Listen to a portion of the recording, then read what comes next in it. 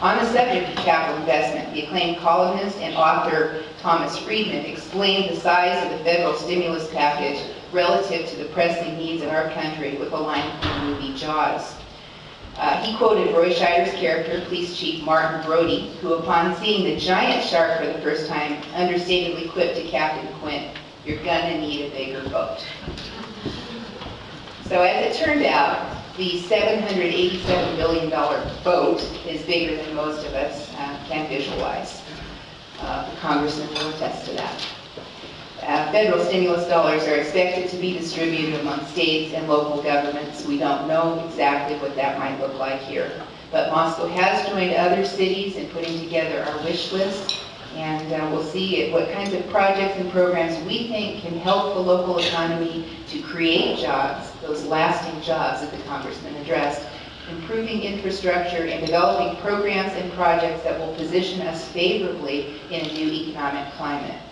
Cautious optimism is the rule, and we are not counting on what remains an uncertain outcome for how the funds might be dispersed.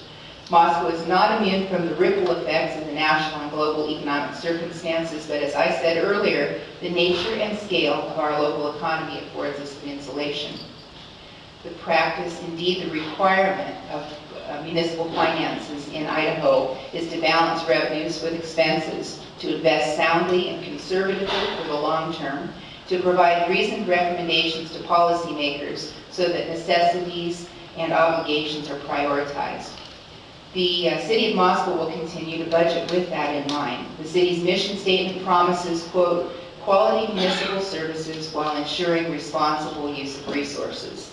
With the support of skilled city staff, the citizens' participation, and this nurturing environment here, we have a long list of accomplishments to report. First, we benefit from the dedication of time and talent from citizen volunteers on commissions that inform and advise policymakers. Our biannual citizen survey solicits longitudinal feedback on recurring topics and input on items of interest associated with the City Council objectives, with the Volunteer Commission's recommendations, and municipal department projects and programs. In 2008, 94% of the citizens of Moscow rated the quality of life here as good or excellent. That far exceeds the national average. The city's arts department and Moscow Arts Commission work collaboratively to enhance Moscow's reputation as heart of the arts. David Geese is the new director of Moscow Arts Commission. He's an artist and professor at the University of Idaho. We've also recently added some new positions for a high school student and for university students. So Moscow's business community has been tremendous in supporting the arts. They support Art Walk, the regional studio tour, the chalk art contest, and we have businesses like Paradise Creek Bicycles and its Above the Rim Gallery that regularly have openings here. We have performing arts in abundance. We're looking forward to the Lionel Hampton Jazz Festival next week. We have Rendezvous in the Park coming up this summer. Any number of plays and concerts all year long. North Central Idaho Tourism Association and 2 Degrees Northwest are among the economic development interests that have noticed the significant role of cultural tourism in Moscow and on the Palouse. So watch for more exciting things to happen as relates to arts and economic development here. Regarding infrastructure and transportation, a federal grant involving Moscow Valley Transit, the University of Idaho, and the city provided bus shelters embellished with student art.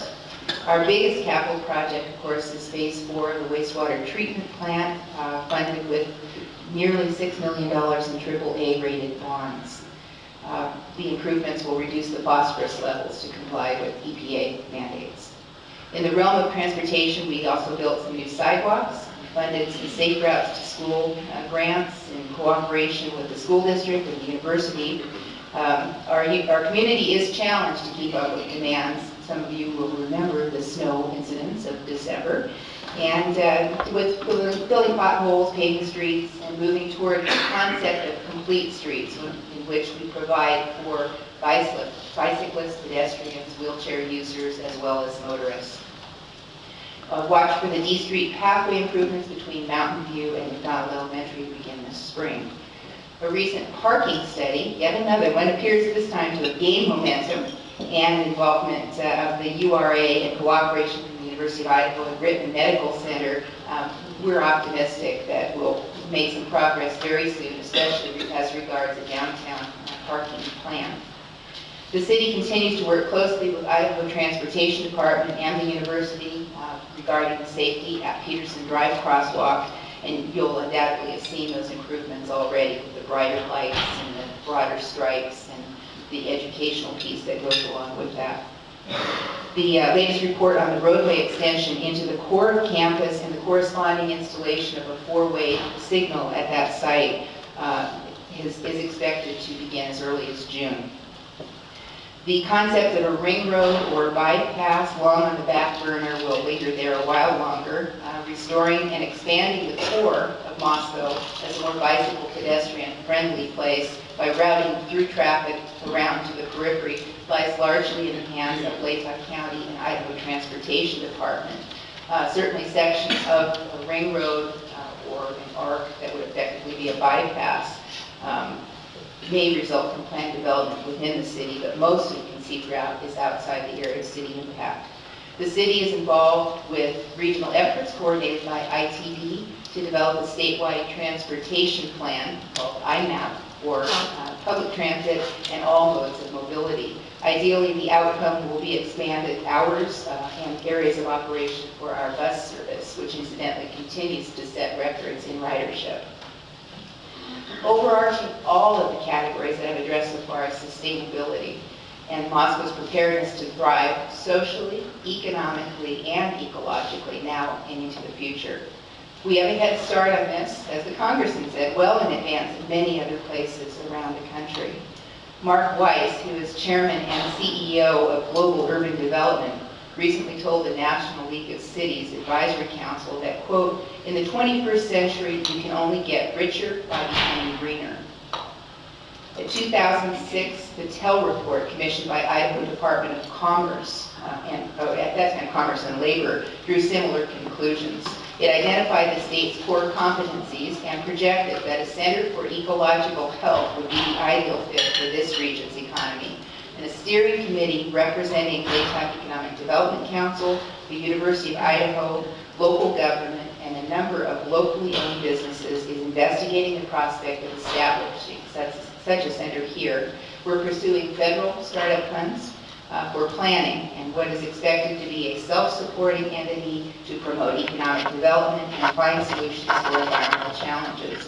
In today's reality, it would be imprudent to segregate sustainability from economic development.